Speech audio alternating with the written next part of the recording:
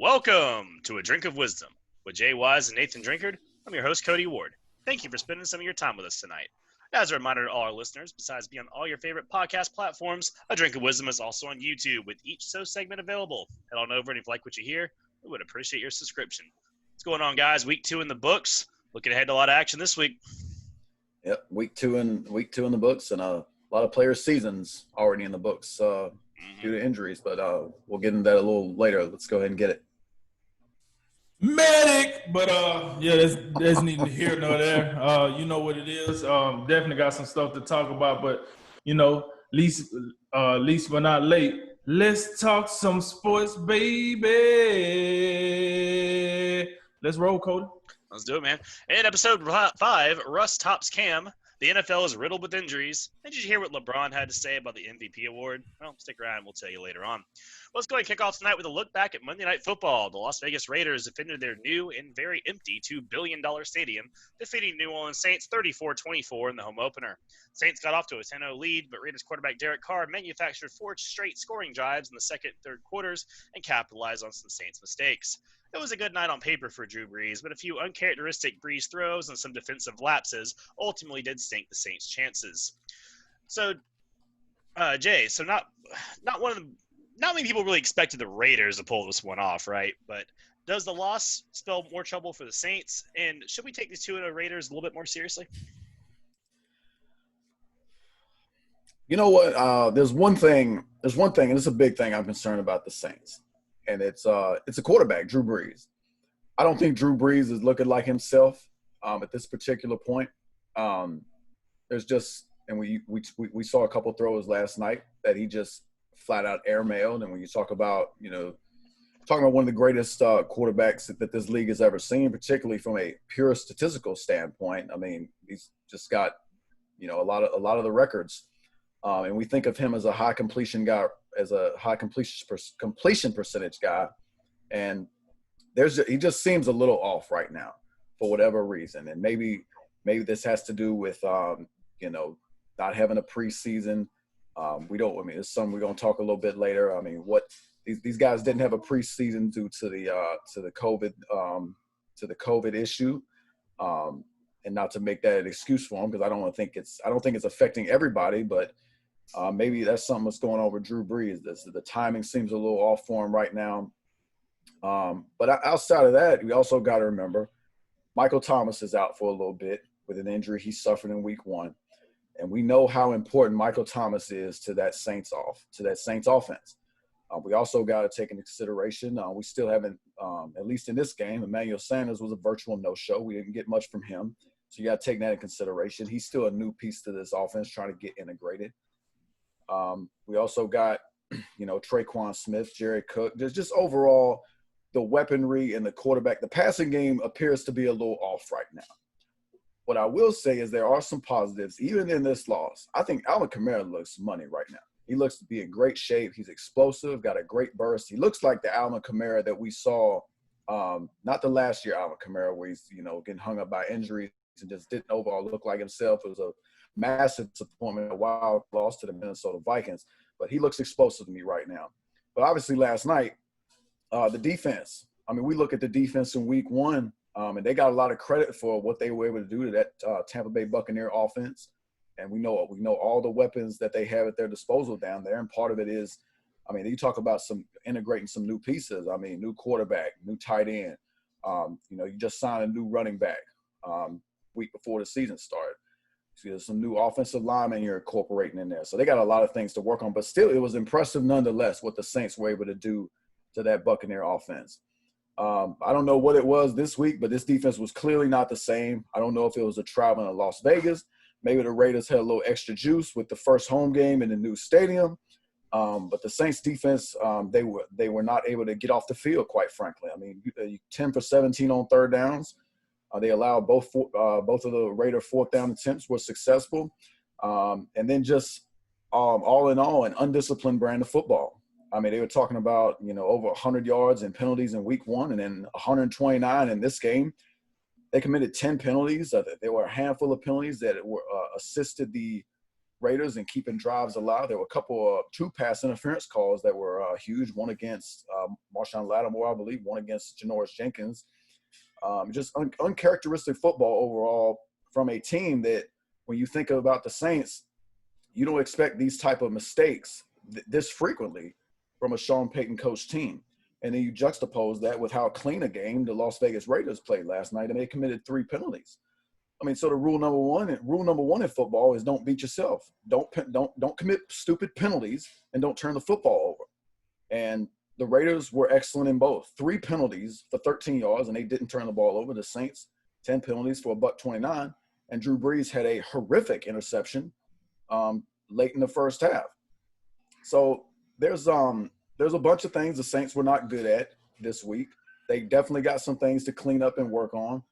But my position for them is unchanged. I'm going to go ahead and roll with Drew Brees and roll with this team. I still got him as my Super Bowl pick. It's way too early to hit the panic button and jump off that ship.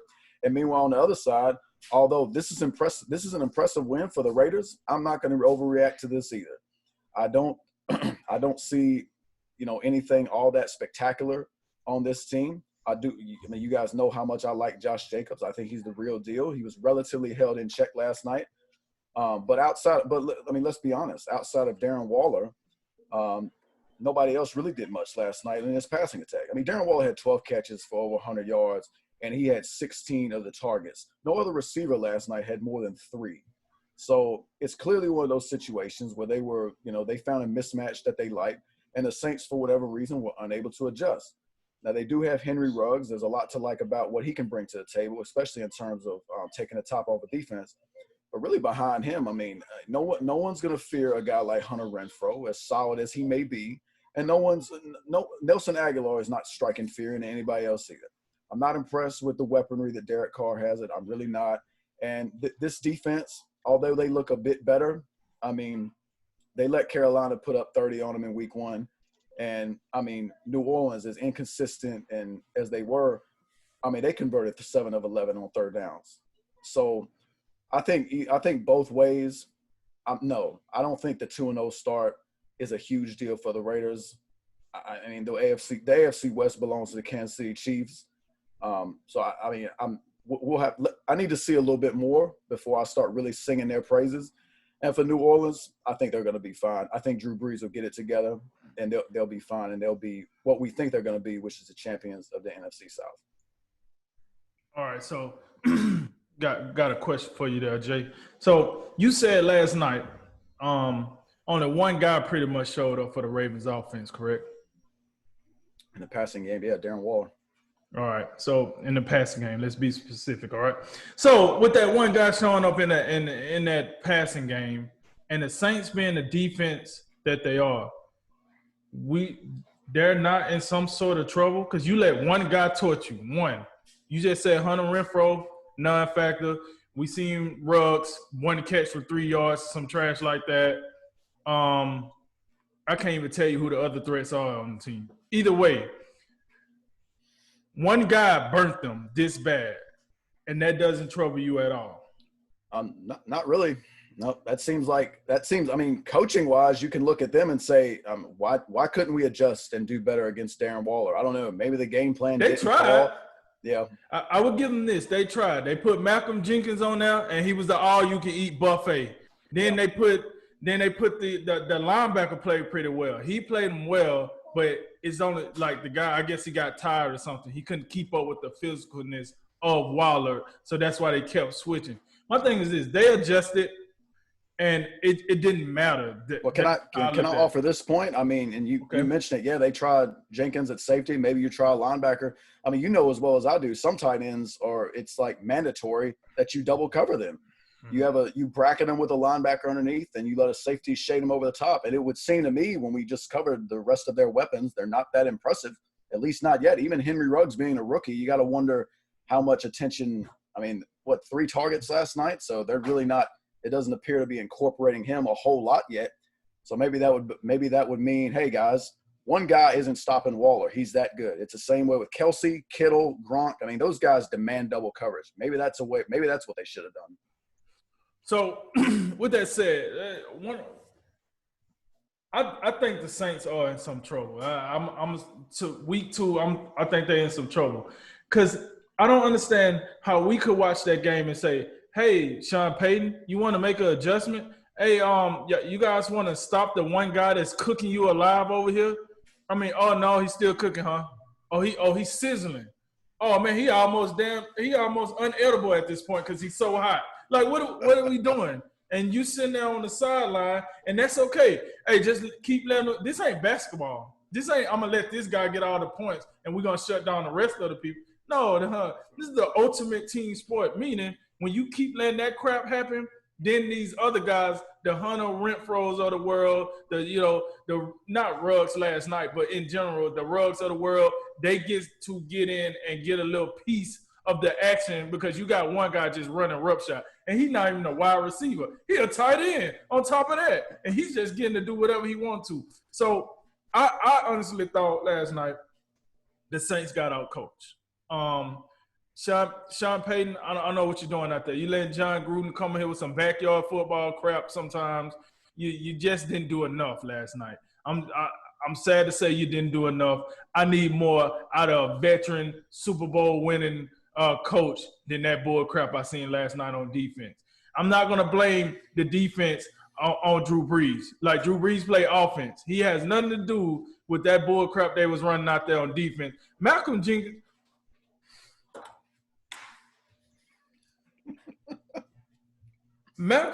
you talking all this, man, if you don't knock it off and come play some football, I'm all for players doing their social injustice. I'm all for that. But when you get so caught up in what you're doing outside of football that you forget that you actually play football and football pay the bills, it started to be a problem. Last night, he whiffing on tackles. Yo, what did Louis Riddick say? Louis Riddick was like, yeah, it's a tough night for old Malcolm Jenkins. This is going to be a tough game for him. When he go back and look at the tape, this is tough. What was the translation? He out here getting smoked.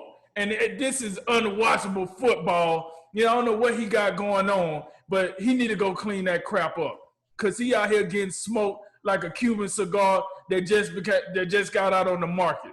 He was getting ran over, he was missing tackles, and he was just getting beat straight to sleep by Waller. So that ain't it.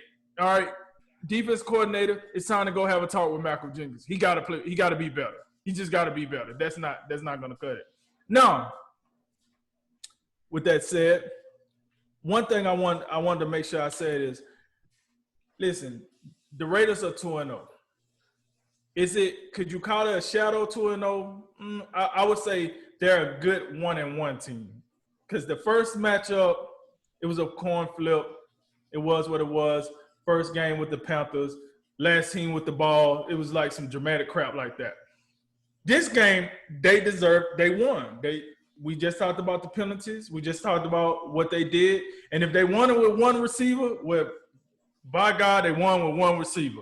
It is what it is. The defense, this is an average defense. I'm not going to sit here and gloat like, oh, man, this defense was lights out. Like, listen, maybe you play a team that had their stuff together better than what the Saints had. I don't know if this defense is up to par. I'm still out on that verdict. But what I will say is, we talked about this.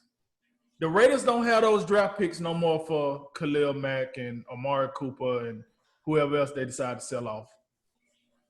With those draft picks, it's starting to seem to me that John Gruden and Mike Mayock, they're going in the right direction with the way they're building this team. Whether we think it's contender or pretender, whichever one, this team is trending the right direction, nonetheless. Because before that game was played, most people thought this was going to be a young smoke check. I'm going to holler at you. Let me go take a smoke break. I'm out of here. This game is going to be unwatchable. But it wasn't that. The Raiders came out and surprised everybody, and they made the Saints, for all intents and purposes, the Saints looked like this when they played Minnesota in their last playoff game. Just inept. Like, what are we doing here? Are we coming to play or what? This is what the Saints look like. So you have to give kudos to the Ravens, and you have especially to Mike Mayock in that GM office, and then to John Gruden as the head coach. So I want to make sure we give them the credit that they're on the right foot when they're building this team. Jay talked about it, the Saints defense. What are we doing here? You're supposed to be a top 5 unit. As a whole, a top 5 unit. I mean, we still using the training. Hey, we ain't had no preseason, right? Oh, it was a lack of training camp. Listen, your staff is a rollover. How long that defense coordinator been there? I don't know, been there for, I don't know, 4 or 5 seasons. I don't know. Yeah, Right. I'm not sure, but he's been there for a while. And so I have a problem with teams that try to use that. Well, we didn't have a preseason. Wait, your head coach been here for like how long? The offense coordinator been here for how long? The defense coordinator been. You don't get to use that excuse when you have a veteran staff that's been with you for a while. This is supposed to be copy and paste. Yes, as some players have to learn new things, but as an organization, as a culture, you should know what's going on. This should be status quo. These are the same guys that have been here for at least, off the top of my head, at least 5 to the last 7 years. How long does it take to figure out what your job is and to go out there and perform it? Like, I'm sorry, you're not the Cleveland Browns that get a new coach every year. You're not, some of these other organizations that change coach at a very, very rapid rate. The Saints is not that. So I don't want to hear that, oh, it was the fans. The fans threw them off. Oh, well, really wasn't no fans. The only fans was the broadcasting trio up there. So I don't know if we want to use the fans excuse either.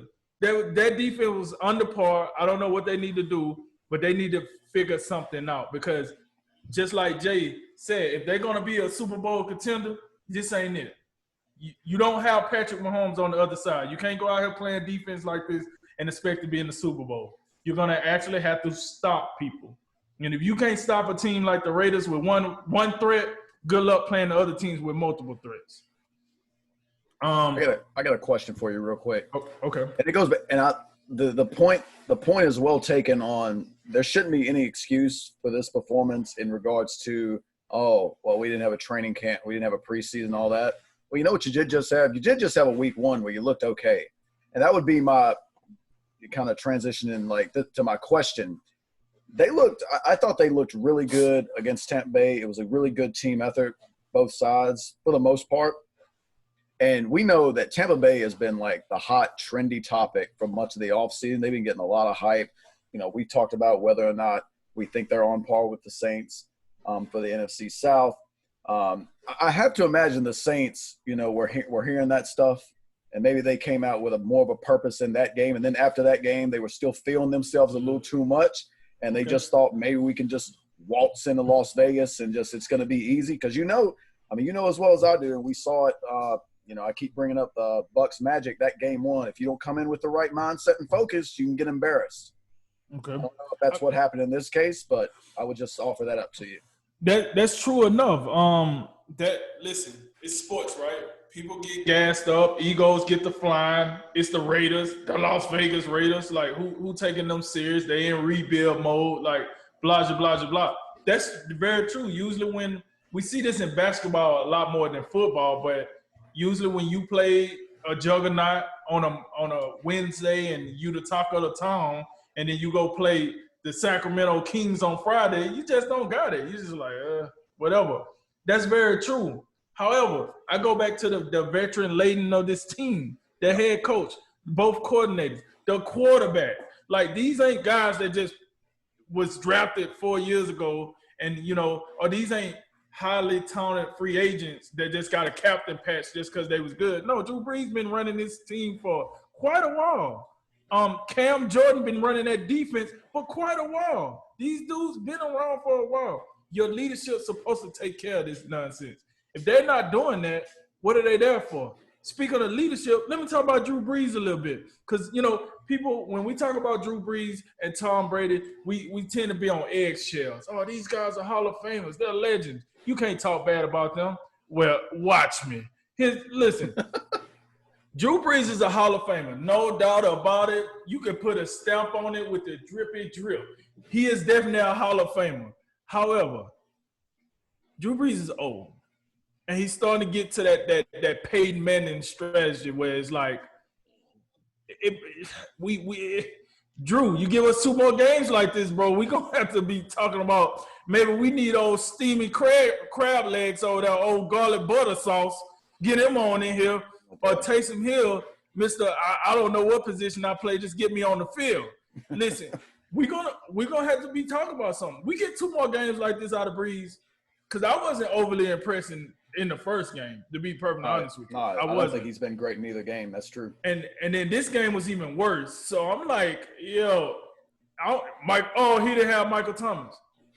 Michael Thomas don't go no more than 15 yards down the field. So don't give me this crap like he was some deep threat, like he was Tyreek Hill out here and he couldn't throw the ball over the top. No, Michael Thomas is really good. He's a really good wide receiver.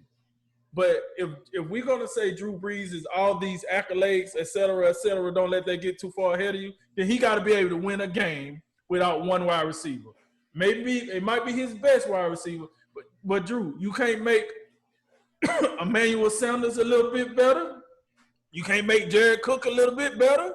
You can't – you got all these guys, Trayon, like you got guys to throw the ball to. What are we doing here? What are we doing? Oh, because Michael Thomas not playing. That's the ultimate excuse. I'm telling you, Drew Brees probably got 2 more games. After that, I don't want to hear nothing else about no old stats. I don't want to hear that he about to be like Phillip Rivers. I don't want to hear nothing else about what he did in the past. Oh, he's the career leader in this. He's the career leader in that. Well, he can go ahead and retire and still be the career leader and let somebody else come on in. That's what he can do. I don't want to hear nothing else about that crap. He got to play better. So I'm done hearing these old archive stats. All these legend-owning leagues want to throw out and roll out of here. And like my eyes don't work. Yeah, I wear glasses, but I can see what I'm looking at now. I mean, my boy is out there. He's sandbagging it, and I'm talking about it's hurricane season. He's sandbagging it left and right. Okay, I'm tired of that. He needs to come on with it, because if this was anybody else, we would be out here blowing the doors down, talking about how awful they really starting to get. But it's Drew Brees. We can't say too much. He's a legend. First ballot Hall of Famer. All right, yeah, cool. Another thing I wanted to hit on was this tight end group. I think Waller, he brought some notice to the tight end group in the AFC West. This really ain't got nothing to do with the game, but I just thought I would mention.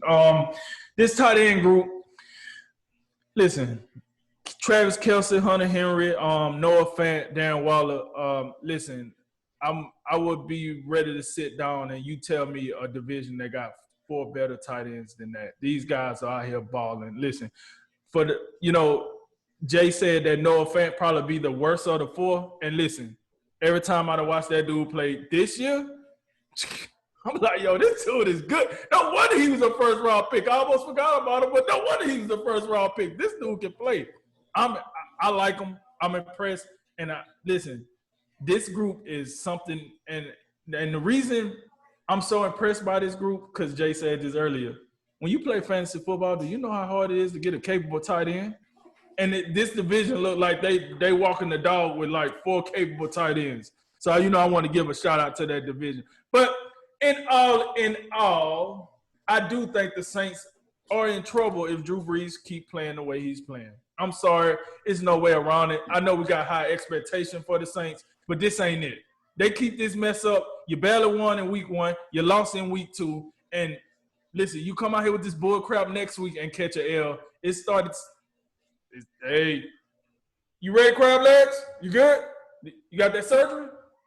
We might have to bring them on in and see what we're going to do. And as far as the Raiders go, give me another game or two to know if they're serious. I mean, granted, I'm impressed with what they did. I do think they went and played tails off and they won.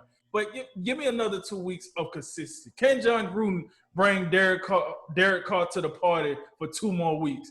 That offensive line looked good, but can they hold up 2 more weeks? Can you finally incorporate Henry Ruggs? Because let's be honest here, Henry Ruggs wasn't much of a factor in the first game. He made the one deep catch, but I don't really remember a whole lot after that. And then last night, he definitely wasn't a factor last night. One catch, he definitely wasn't a factor. So let me see a little more to see what they do and see if that defense can grow into actually being a consistent third down stopper, a consistent situation stopper. And then I would take them a little more serious. But hey, kudos to them. 2-0. They're looking better than we gave them credit for, and that's where I stand on that. I tell you, I did not think we were coming to this for a full-on Saints barbecue. My Lord, drink to it. What did they do to you, man? Holy crap! They not living up to not living up to the potential. What did Drew Brees? What Drew Brees like? Knock your mailbox off the post, or what? Would he come out with the baseball bat? And Lord, you know, I'll keep it. I did not see Drew Brees hitting the Phillip Rivers territory. I did not see that coming. It happens fast. I'll keep it real quick. We got other stuff to get to tonight. But, you know, Drew Brees was not good. He was not the Drew Brees we know. I mean, he wasn't a complete unmitigated dumpster fire. I mean, the thing is with Drew Brees and the way he already plays, and now you're adding into the age and whatnot, he's not a guy that can throw you back from, oh, we want to rack up a whole football field in penalties and mess around and not cover a tight end. And, like, he can't cover up that level of mistakes. I mean, few quarterbacks can at this point. I mean, there's probably about 4 or 5 that could. I mean, if you're the Saints, like you said, you're a veteran team. You're well coached. You know, you got to be smarter in a lot of the different facets of the game that aren't Drew Brees throwing his arm off, getting you back into the game. I mean, he had his own share of mistakes. That interception was awful. I mean, it was awful. But, you know, there's a lot of other blame to go around, and there was a lot to like about the Saints. They kept Josh Jacobs in check. That's a pretty good running back. You know, he got 88 yards, but it took him almost 30 carries to get it. They shut down almost all the other Raiders wide receivers and whatnot. So it's, you know, it's I wouldn't be throwing up the absolute panic alarms. But, yeah, if Drew Brees keeps this up, the Saints are going to find it difficult to get all the way to their expectations, which is the Super Bowl, or at least the NFC Championship with him playing like this. But I would also say you get another week where they're running the ball better, they're controlling the clock better, they're not making 1,000 mistakes. You know, they're still – I don't know if you'll see quite this level of play if Drew Brees isn't having to force it as much, and he also gets his main wide receiver back. You know, real quick for the Raiders, I just gotta say I love John Gruden. I don't know what's gonna happen with this team, but they're fun to watch. I mean, that field goal kick call when they're like a 55-yard field goal, they miss it, the Saints can still win it. And he's like, nah, do it football. Like they're just fun, man. I don't know what to say. There's a blast to watch, but yeah, I mean, we'll know about the Raiders soon. You know, they go to New England next week, and they got the Bills, and they go back to Arrowhead for the 3rd week. So in a couple weeks, we're gonna know exactly what we have in the Raiders and the Saints. They got the Packers next week on Sunday Night Football, so plenty more to come.